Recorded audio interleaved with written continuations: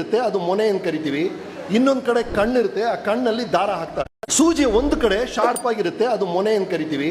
ಇನ್ನೊಂದ್ ಕಡೆ ಕಣ್ಣಿರುತ್ತೆ, ಆ ಕಣ್ಣಲ್ಲಿ ದಾರ ಹಾಕ್ತಾರೆ. ಇದೇ ನಡೀತಾ ಇದೆ. ಒಬ್ಬನೇ ಮನುಷ್ಯ ಮಾಡ್ತಾ ಇದ್ದ, ಒಂದಿನಕ್ಕೆ ಒಂದು 20 ಶರ್ಟ್ ಮಾಡ್ಬೋದು.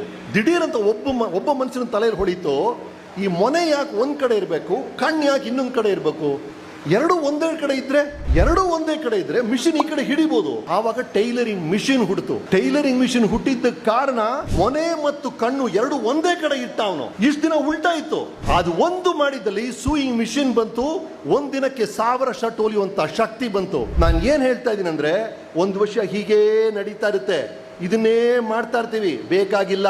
ಉಲ್ಟಾ ಯೋಚನೆ ಮಾಡಿ. ನಿಮ್ಮ ಜೀವನವನ್ನ ನೀವು ಮಾಡ್ತಾ ಇದ್ದನ್ನೇ ಮಾಡ್ತಾ ಇದ್ರೆ ನಿಮ್ ಜೀವನ ಹೇಗ್ ನಡೀತಾ ಇದೆಯೋ ಹಾಗೆ ನಡೀತಾ ಇರುತ್ತೆ.